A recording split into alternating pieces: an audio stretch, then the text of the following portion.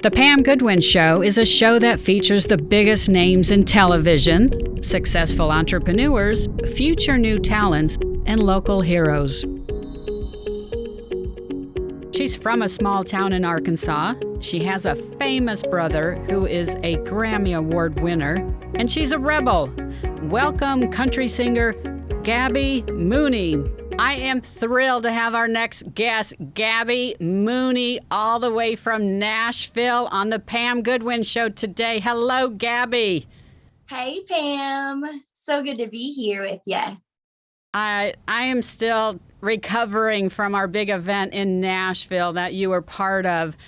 How did you feel everything went? Thank you for being part of Kiss Breast Cancer Goodbye and being able to sing at the Country Music Hall of Fame. Girl, I'm telling you, I'm actually so grateful for it all to be a memory and be excited about because, boy, when I was, standing up there on the stage, it's more of this thing of, oh, I better not mess this up for the breast cancer survivors, like pressure's on. You might have been at some bigger venues, but boy, this is some important people to sing for. But it was an honor, and it was just kind of a bucket list thing for me to get to see Dolly Parton perform. I mean, come on now. Like, getting to share the same stage with Dolly Parton, you can't beat it. So I was really proud of the girls for pulling all of this off.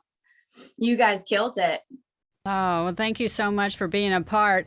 I know we met back in the summer, and I just love your energy and your spunkiness.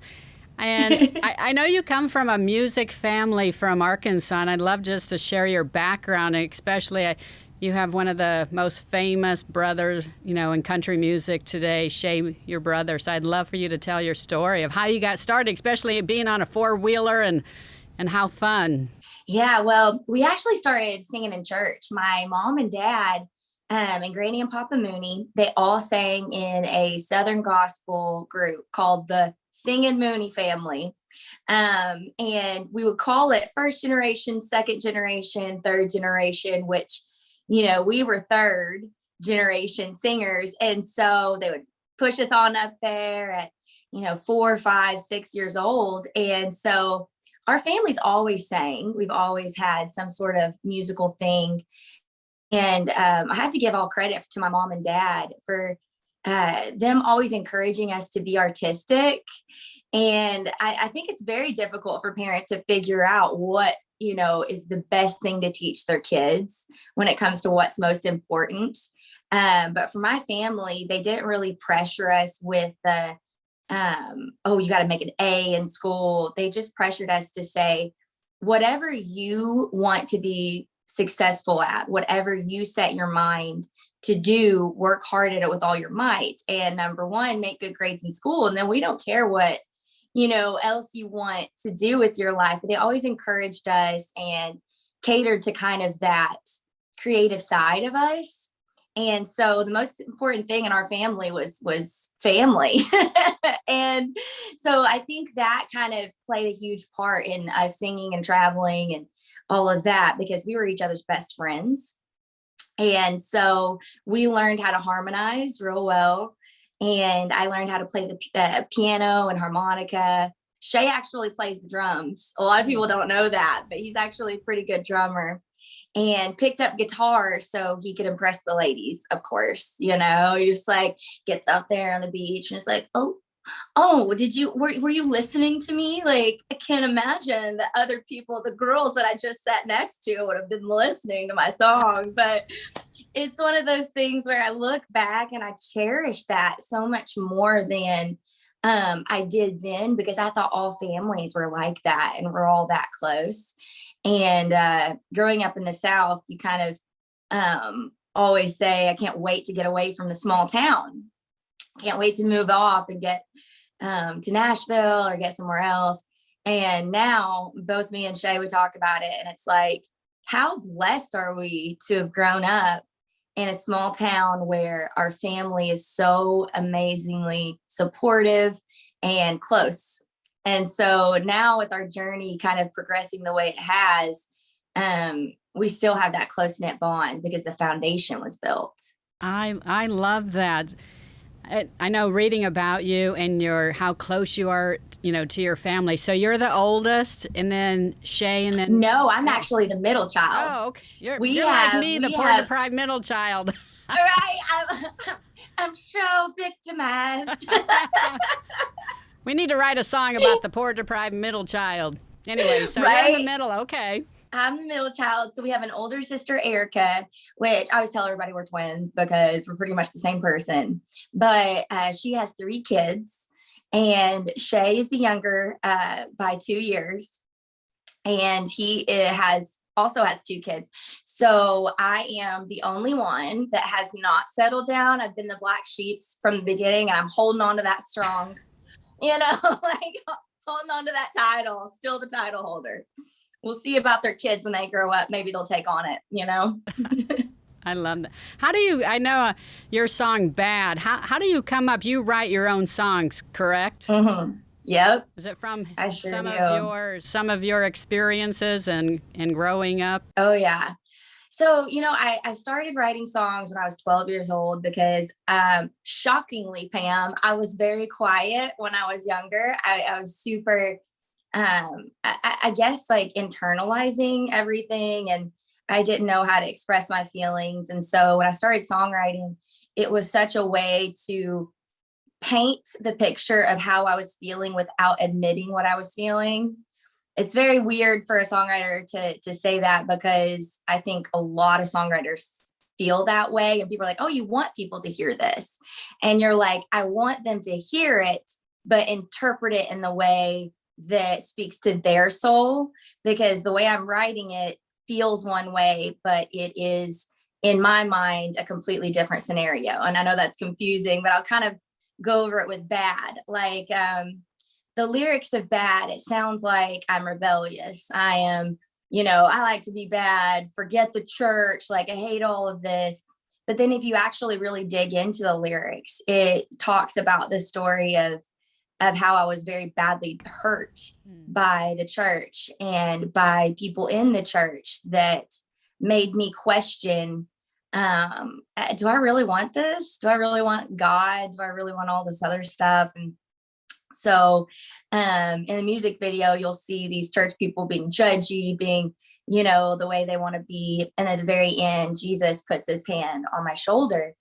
And that's kind of how I wanted to portray it, that, yeah, I like to be bad. I've got so many tattoos. I've got piercings. My Papa Mooney was a pastor. He has finally gotten to the point where he's like, just don't get a face tattoo. Like that's literally their standard for me now. But it's like that redemption story of like, I like to be bad according to what I was taught, what everybody else in the church says, like, oh, you're wearing those clothes. Oh, you're getting those piercings. You're getting those tattoos. And I wanted to show that, look, I didn't find God in church. He found me where I was. And so for other people, that believe in Christ and that believe in God, I feel like they've had a lot of the same experience, but they haven't come back to a place where they accept him in any sort of way, shape, or form. And so for me, it was me saying, hey, look, yeah, you look like this, you go these places, you act like this, but hey, God will find you wherever you are. And it is cool with God. Because I say in the lines, like, are you cool with that, God? Like, are you cool with that? So that was my personal kind of journey story to like manifest it out in a song. That was so long-winded. I love that. In the future, do you ever plan on doing a duet with your brother, the two of you? I'm going to force him to. I'm going to force him to. No, we've talked about it several times, and I definitely do. I think it would be fun. Walking the past week that I was in Nashville, walking the streets, especially on Broadway, and seeing all of those country singers performing, at 12 o'clock noon on a Monday, and the competition out there. How does one person go from singing on Broadway or on the streets to fame, and what are some of your goals or tips that you have for people wanting to enter the country music business? I would say the biggest thing somebody needs to do is strip the ego. I think there's so many people out there that try to put up this front of I belong here. I'm good. I'm blah, blah, blah. But if you go into Nashville and you say, I admire this person, what are they doing that it makes them incredible? I admire this person, they're incredible. And actually being open enough without your ego being in the way of being like, oh, I don't want them to think that I'm not good enough or I'm not as good as them. I think a lot of newbies come into Nashville trying to just like bull their way in, but that's just not how it works in Nashville. How it works is, you write a million songs, you write so much that you feel like you're going to lose your taste for writing songs. And then sometimes one will hit. I ended up writing 90s country with Walker Hayes and Shane McAnally, and it became a really good hit for me. And it was a single. And that was after being here for like 5 years. So it's not this easy process that people want to think it is. They think if they throw enough money into it, if they throw enough time into it, but that's not the case. Sometimes you just need to sit back, enjoy the process, and work your butt off. And don't just expect things to be handed to you. Strip away the ego and know that you will become like a better songwriter, singer throughout time. But be careful who you make mad here. It's not, it's a very tight knit circle. And if you're a gossipy person, if you're I like to call them turd nuggets. It's just like really mean, people don't take to that here. And if they see that you have a kind heart, that you're willing to work, other people will definitely help you get to a place that you want to be to advance your career. But I think a lot of people come here not realizing that they don't need to put up this LA front to where it's like, oh, I know this person, I'm this person. We don't like that here. We would rather you be you and just your fun, amazing boss self. You can tell it's a very tight-knit group of people, even from listening to Dolly Sunday night share her story from the beginning until where she is now. And it's exactly what you said, just meeting the right people and being yourself or authentic really makes a difference in the Nashville community. And also, I will tell people this, and it's kind of a funny joke, but nobody's going to discover you on karaoke. I'm just going to tell y'all that. You're like, oh, let's go do karaoke. We might get discovered. And I'm like, y'all, I know everybody coming to Nashville, that used to be kind of how it worked a little bit. Like people would go and scout out, but it's not anymore. So you just sing out your heart with karaoke for you, and don't be looking around and be like, who's listening? Because the chance is probably nobody, like nobody that's trying to sign somebody, and it's not going to take a karaoke. It's going to take hard work. Yeah, like any job. I think Dolly said, or Kent Wells, her music producer, said that she's written more than 3,000 songs, which seems incredible, and it's probably more than that, but that is a lot of songs, and you can tell how many, do become hits. But it always amazes me, the singers today are like, how does this person make it, but that one doesn't, even if they may have a better voice. It always kind of amazes me in the music business. Definitely. And a lot of that has to do with the songs themselves. You might be an incredible singer, but maybe you haven't sang the right songs for hitting. And then a lot of people just write incredible songs with their voices and amazing. Just look at Taylor Swift when she first started. I mean, if we were all honest with ourselves, her voice has gotten better over the years. But at the beginning, people were like, this is a little pitchy. And her songwriting is what stood out above all. And she made it because she had an incredible songwriting ability, not necessarily for her voice. It was more of a relatability. And so just because you're not as talented in one area as somebody else does not mean that you're not as good or on the same level. So that's how Nashville kind of views it. It's like, if you're an amazing songwriter, you have some value. So what else I always ask each one of my guests, so what else, Gabby, is on your bucket list? Oh, I have to say, I would absolutely love to write a number one. That is on my number one of my bucket list, is to write a number one song. Really bummed because Walker has a number one song right now and ours didn't hit number one, but I was like, if it was just one little bit, but I would love to have a number one song on the charts. That's a huge bucket list thing for me. One that I've written or one that I've sang, it doesn't really matter to me, just as long as it's up there and people get to hear it. And then I think the number two thing would be to get to play a big venue. I know this sounds crazy, with one song with my brother and sister. We used to sing as a trio. And so that would kind of be full circle special. Oh, I love that. How about if you Me sing too. how about if you sing a few tunes now? I put you on the spot. Here we go.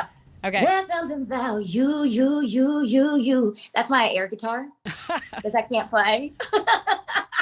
You're so cute. When I try to play guitar, Shay's like, no, Gabs, no, because I have nails and it's like crunch.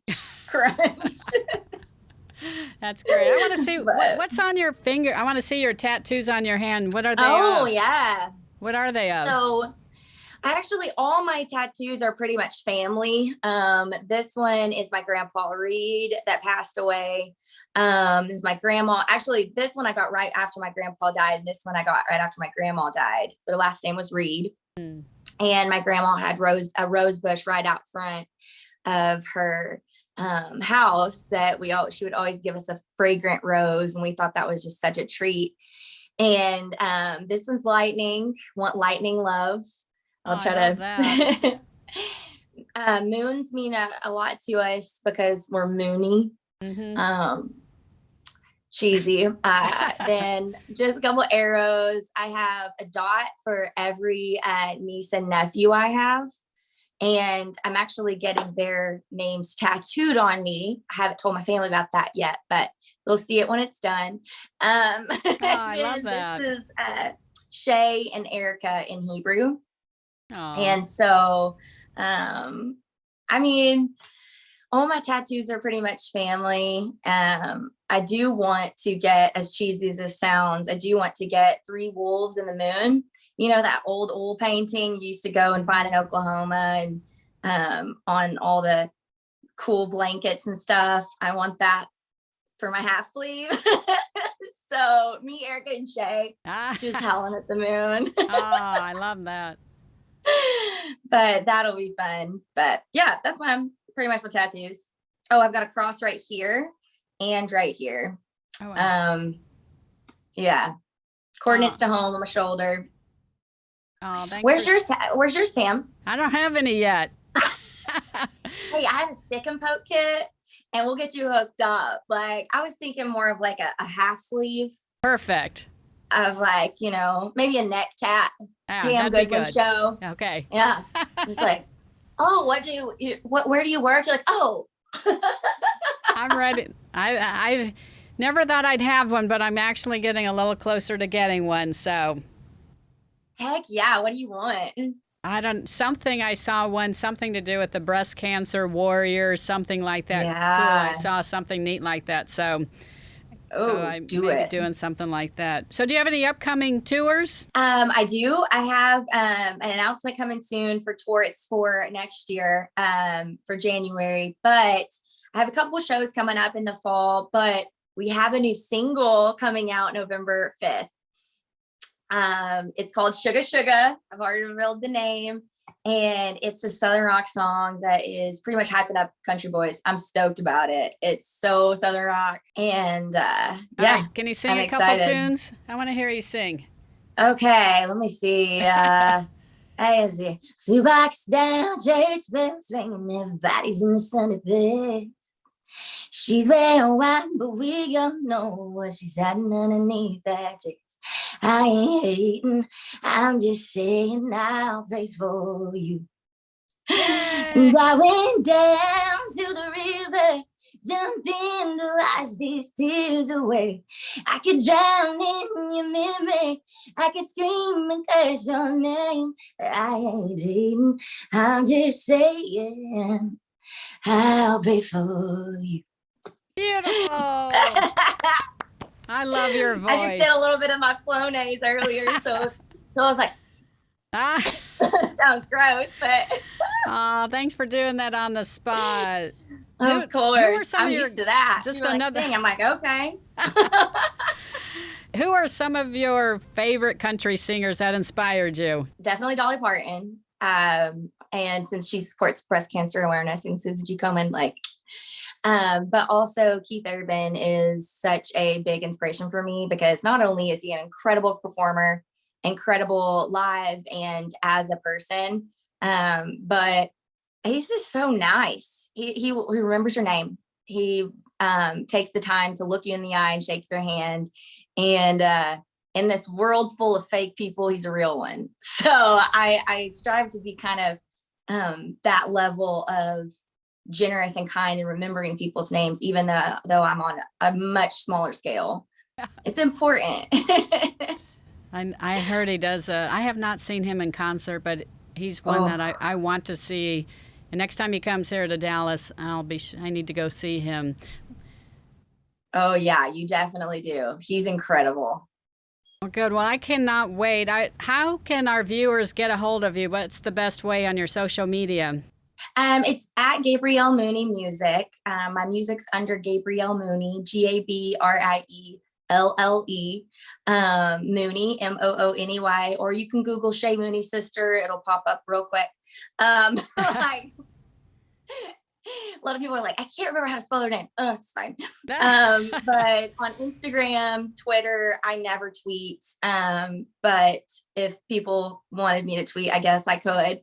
The TikTok and Facebook are all Gabrielle Mooney Music handled. So they can find me on there. And iTunes, Spotify, YouTube, everywhere that streaming music is available.